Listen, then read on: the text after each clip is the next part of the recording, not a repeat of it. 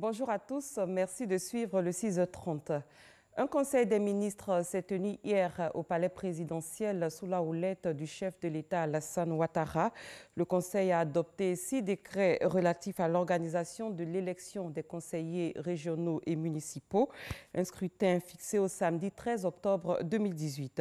Les dates d'ouverture et de clôture de la campagne électorale ont également été fixées. Viviane Aïmé. L'ordre du jour du Conseil des ministres de ce mercredi 12 septembre, sous la présidence du chef de l'État, comportait l'examen et l'adoption de 11 projets de décret, de 5 communications et la validation de 51 propositions de nomination à divers postes administratifs. Le Conseil a ainsi adopté 6 décrets dans le cadre de l'organisation de l'élection des conseillers régionaux et des conseillers municipaux fixés au samedi 13 octobre 2018 et a fixé les dates d'ouverture et de clôture de la campagne électorale ainsi que sa durée.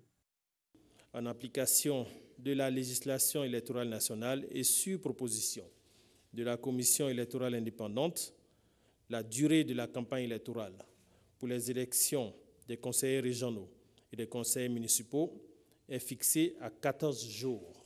La campagne électorale sera ouverte le vendredi 28 septembre 2018 à 0h00 et close le jeudi 11 octobre 2018 à 24h. À l'issue du processus d'enrôlement et du contentieux subséquent, le nombre d'électeurs s'établit à 6 498 215 repartis dans 10 464 lieux de vote et 20 219 bureaux de vote sur l'étendue du territoire national. Le Conseil a par ailleurs donné son accord au contrat de partenariat entre l'État de Côte d'Ivoire et la société privée Envol Partenariat Côte d'Ivoire pour la construction et l'équipement de l'Université de San Pedro, d'une capacité d'accueil de 3 000 étudiants et dotée d'une résidence pouvant héberger 1 000 étudiants. D'un montant de 95 milliards 47 442 francs CFA. Ce projet qui s'inscrit dans le cadre du programme de décentralisation des universités durera 24 mois et l'université ouvrira ses portes en octobre 2020. Au chapitre des nominations, 51 propositions de nomination ont été approuvées par le Conseil des ministres. Il s'agit de nominations à divers postes des départements ministériels et au sein de différents conseils d'administration de sociétés à participation publique. Le Conseil a aussi fait le point de l'année scolaire 2018-2019 qui commence. Concernant les ressources humaines, 5 000 nouveaux instituteurs viennent s'ajouter aux 78 544 existants. Dans le secondaire, ce sont 2 737 professeurs et 1 000 éducateurs qui viennent renforcer le dispositif existant.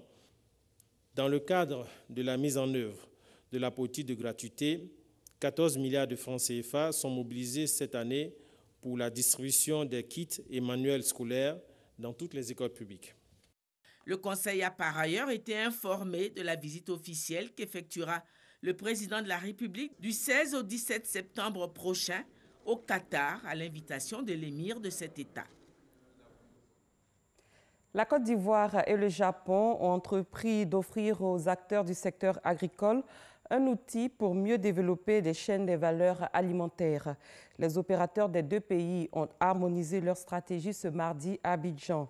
Ce partenariat étroit, basé sur les innovations technologiques et les PME, va permettre aux différents maillons de la chaîne d'approvisionnement alimentaire de mieux servir les populations en produits suffisants et de qualité.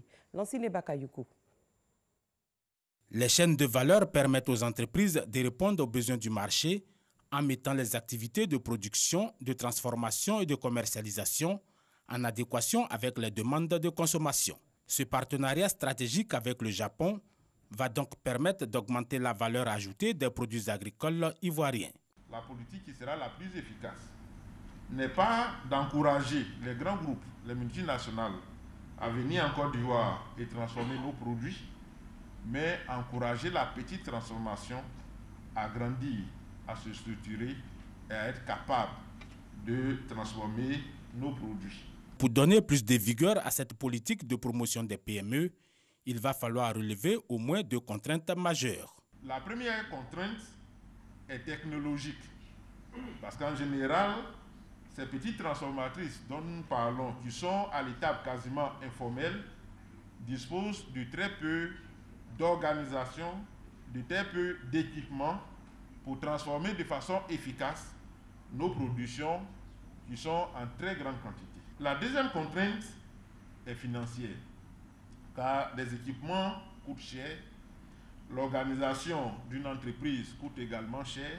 En attendant qu'une solution définitive soit trouvée à ces problèmes, le gouvernement a mis en place de nombreux autres dispositifs alternatifs, dont l'Agence Côte d'Ivoire PME, un instrument opérationnel d'accompagnement des petites et moyennes entreprises, ainsi que le Fonds Femmes Dirigeantes de PME, doté de 5 milliards de francs CFA. La vision du gouvernement ivoirien dans ce domaine est de créer de la valeur ajoutée afin que ce secteur contribue à hauteur de 40% au PIB.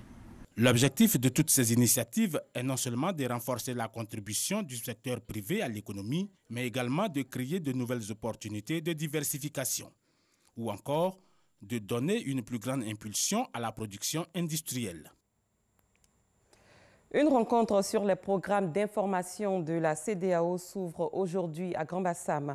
Elle a pour thème un partenariat actif pour un meilleur traitement de l'information régionale et va regrouper les télévisions de services publics de l'espace CEDEAO.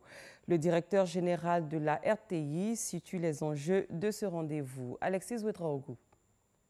L'information des pays africains reste à ce jour en grande partie traitée par des chaînes étrangères qui installent des bureaux régionaux à travers le continent. Nous avons constaté que la part d'informations sous-régionales est très faible par rapport à la part des informations relatives à ce qui se passe en dehors du continent.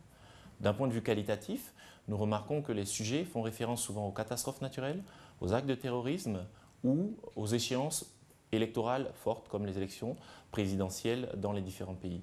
Nous pensons qu'en plus de ça, il y a une très riche vie culturelle, sociétale, économique. Il y a de très nombreux projets de développement dans ces pays et les Ivoiriens, comme les populations des autres pays, ont le droit et devraient pouvoir savoir ce qui se passe dans ces pays. Un constat qui pose une problématique, celle de la capacité des télévisions de services publics africains à offrir par elles-mêmes l'information répondant aux attentes des populations. Nous disons qu'il faut diversifier l'offre. Nous sommes dans une dynamique de mieux satisfaire les populations parce que nous ne pouvons pas nous contenter de ce qui est déjà fait. Face à l'enjeu, la RTI organise du 13 au 16 septembre prochain un séminaire régional sur les programmes d'information des télévisions publiques dans l'espace CEDEAO. Nous avons plusieurs choses que nous attendons. La première chose, c'est d'abord d'enrichir nos contenus avec de l'information de la sous-région, donc quotidienne, dans nos télévisions et nos radios. C'est vraiment le premier enjeu. Le second enjeu pour nous, c'est de pouvoir contribuer vraiment, et c'est très important, au processus d'intégration régionale. En effet, nous avons la chance en Côte d'Ivoire, par exemple, grâce au formidable travail réalisé par le gouvernement, de pouvoir nous rendre dans tous les pays, tous les jours. Donc il y a une très grande facilité d'avoir des mouvements de personnes. Et notre rôle à nous, c'est de donner envie, c'est de motiver et d'inciter les populations à se rendre dans ces autres pays pour rendre réelle cette CEDEAO des peuples. La rencontre ouverte au monde anglophone devrait permettre à son terme de concevoir des offres éditoriales régionales enrichies. Autre chose à présent, pendant 42 jours, la police nationale s'est activée à dresser le bilan de l'opération Vacances sécurisées 2018. Les chiffres sont en baisse par rapport à l'an dernier. La police nationale appelle la population à plus de collaboration pour mieux sécuriser leur cadre de vie. Soro Wojontelee, Herman Guivé. Fini les vacances, fin donc de l'opération Vacances sécurisées 3. Débutée le 31 juillet, cette opération sécuritaire en Côte d'Ivoire s'est arrêtée le jour de la rentrée scolaire sur l'ensemble du territoire national. Pour la police nationale, cette opération a garanti une rentrée des classes dans des conditions paisibles. Le bilan chiffré de l'opération Vacances sécurisées numéro 3. Nous avons déployé 36 537 agents sur la période. Donc plusieurs résultats ont été obtenus. Fumoirs visités et détruits, 295. Personnes interpellées, 8132. En 2017, 2698 kg de boulettes de cannabis avaient été saisies au cours de la même opération et 218 personnes déférées pour un meilleur contrôle de la situation sécuritaire et le renforcement du sentiment de sécurité dans les différentes villes du pays. La police nationale associe les populations à l'accomplissement de ces opérations. Le niveau de sécurité à Abidjan et à l'intérieur du pays est très satisfaisant. Le secteur de zone 4 et autres, vous y allez aujourd'hui jusqu'à des heures tardives, vous allez trouver la population au dehors, personne ne s'inquiète. Nous demandons également à la population son concours pour nous fournir les informations nécessaires dans la traque des bandits. L'opération Épervier 3 est remise en marche. Elle s'inscrit également dans le cadre de la sécurisation des populations. Concernant la prévision sécuritaire pour les vacances 2019, l'évolution de la situation qui précède cette période déterminera le plan d'action qui sera adopté. On s'intéresse à une tournée de sensibilisation du ministre Anne Ouloto, cadre du RDR dans le Cavali. Elle a invité les populations des départements de Guiglo, Bloléquin, Toulepleu et Taï à s'unir pour le développement de leur région. Olivier Iriebi, Alexis Ouedraogo. Anne-Désirée Ouloto est allée à la rencontre des populations de Guiglo, Bloléquin, Toulepleu et Taï pour parler de paix, cohésion sociale et développement de la région. Saisissons cette opportunité. C'est notre histoire. Pourquoi réussir ensemble? On doit gagner ensemble. Et je veux compter sur mes papas, sur mes mamans, sur mes soeurs, sur les jeunes, sur vous tous. Un message salué par les chefs traditionnels. Les chefs de communauté et guides religieux s'engagent à œuvrer pour le rassemblement des fils et filles du Cavali. Pour réussir cette mission, la secrétaire générale adjointe du RDR a offert des moyens de mobilité aux chefs de canton Nidro et Oulao. Elle a aussi mis à disposition des femmes de la région un fonds pour leur autonomisation. À l'étranger, le président du Soudan du Sud, Salva Kiir, et le chef rebelle Riek Machar ont signé hier un accord de paix lors d'un sommet régional à Addis Abeba. Nouvelle tentative pour mettre un terme à une guerre civile dévastatrice qui ensanglante le pays depuis près de 5 ans. En France, Richard Ferrand, patron des députés La République En Marche, a été élu hier 14e président de l'Assemblée nationale avec 254 voix. Il remplace François de Rugy, nommé ministre de la Transition écologique et solidaire. La Roumanie pourrait bien durcir sa législation sur le mariage homosexuel dans un proche avenir. Les sénateurs roumains ont donné leur feu vert mardi dernier à la tenue d'un référendum visant à inscrire l'interdiction des mariages homosexuels dans la Constitution.